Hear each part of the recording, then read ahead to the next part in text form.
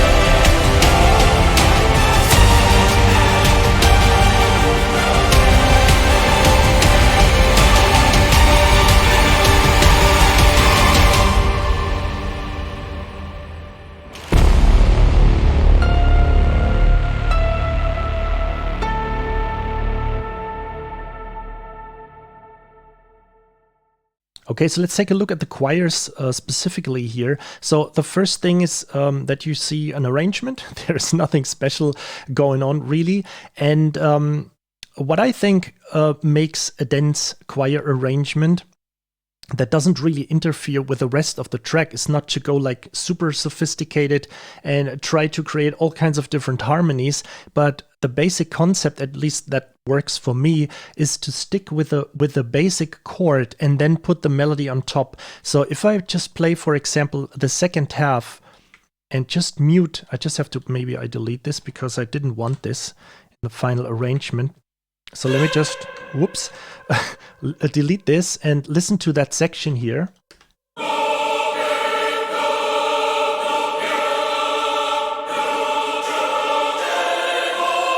It's just simply following the chord and not even the full chord, because there's so much going on else in the track that I didn't want to overload, especially since the track sounds kind of like overloaded and aggressive already anyway. So if I just add that,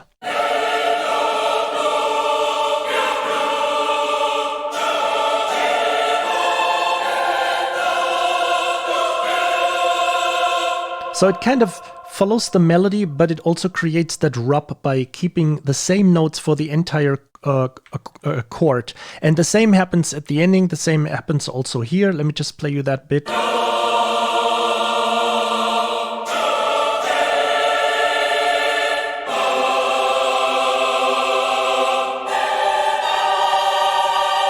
Okay, it's not really balanced, but if you listen to it in the I mean balanced when it comes to voicings, but if you listen to this in the full track,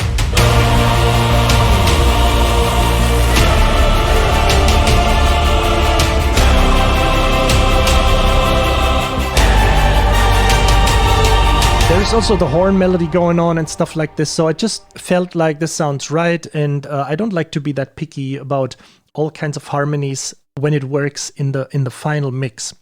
So let's take a look at the library that I've used. So for this track, I only used Stormchoir Ultimate, and I used just one patch, Stormchoir Ultimate Performance. Yeah, that's the full name of the patch here. I didn't change anything to it except that I turned off the reverb, and I'm not really sure. I think I didn't do any balancing to the microphones, so I just got rid of the reverb, have it set to normal. You can also set it to divided in octaves. I don't want to get too much into this, but basically normal means that if you play a chord, you have the distribution of the notes kind of like with a normal layout and not octaved. So the same range of notes happens for the men as for the women. If I would use octaves, for example, let me quickly show that, and play a C, play an A minor here. You hear that the women have been added in octaves on top. I didn't do that for this track. And now let's hop into the processing of what is going on. So let me just play you the dry library here and turn off all the effects that I've used.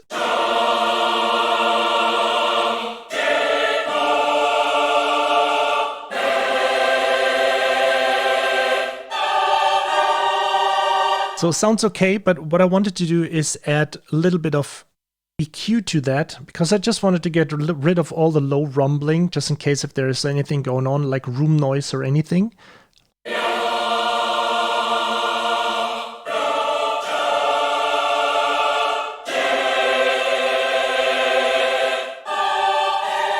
So I think it sounds a little bit more, like tame. Also, I just wanted to get rid of that dip here. Maybe I can just...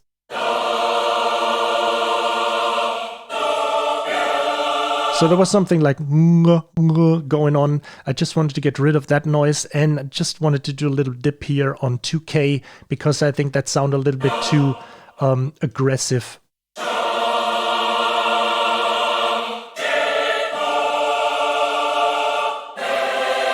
So I don't know if it's just me. Maybe it sounds a little bit more noble when I just, more expensive when I just try to get rid of all the higher mid frequencies, but that may be just me. So the next thing I did is literally compressing this thing to death. So let me see if I turn on everything. Yes, so the next thing, I put compression on top, and let me turn this off here for a second.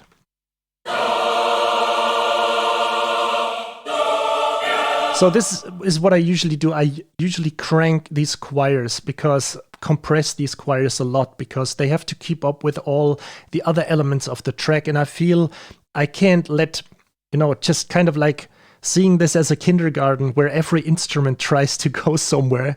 So I just try to instruct them to not go anywhere, but just please stay in your line, stay at your place on the field. So I have this compressor going on, and I also added a tad of around, it's pretty high, so like 16K something. I just wanted to have a tad of air on top.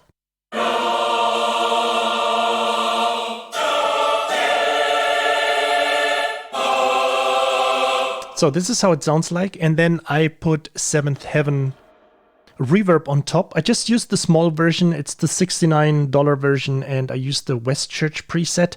And yeah, this is fairly big, like 5.4 seconds, but this is why I add, let's say, this tad of air on top, because it kind of gets eaten away by the reverb.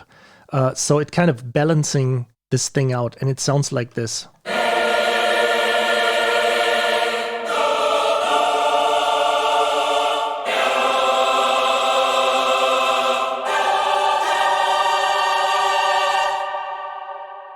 So pretty big, kind of like Lord of the Ringish, but with too much, high frequencies, because the Lord of the Rings choir, I feel, is very, tamed and like very decent, not overly compressed. I totally admit this is overly processed. I mean, there is a lot of processing going on, but I think it has to be done to just stick and compete with all the other instruments. So let's just play the ending again here.